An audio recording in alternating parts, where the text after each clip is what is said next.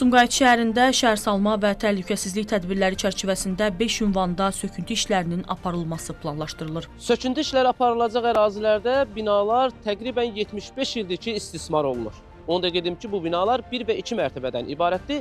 Proses nəticəsində isə 1000-dən çox ailənin köçürüləcəyi planlaşdırılır. Məlumata görə artıq şəhərin bir neçə istiqamətində köhnə və istismar müddətini başa vurmuş binaların söküntüsü həyata keçirilib. Sökülməsi nəzərdə tutulan tikililər arasında Sumqayıtda Fin evi kimi tanınan binalar da var. İlkin mərhələdə söküntü işləri hazırda 21-ci məhəllə ərazisində həyata keçirilir və gördüyünüz kimi evlərin müəyyən bir hissəsi artıq sökülüb və söküntü işləri başa çatdıqdan sonra burada müasir infrastruktura uyğun olaraq yeni yaşayış komplekslərinin tikiləcəyi planlaşdırılır.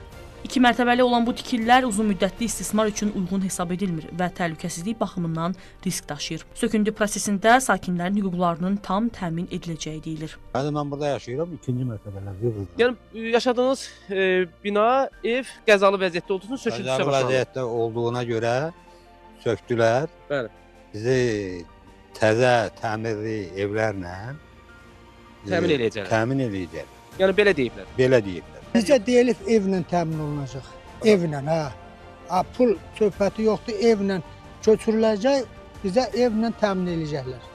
Yəni söküntü işləri aparılacaq, binalar tikiləcək, sonra siz də eviniz. Sonra bizi ora köçürəcəklər. Hazırda proses bir neçə yaşayış massivində tətbiq olunur. Sumqayıt şəhərinin baş planına uyğun olaraq istismar müddətini başa alınmış yaşayış binalarının sökülməsi və yerində müasir yaşayış komplekslərinin inşa olunması prosesinə artıq başlanılıb.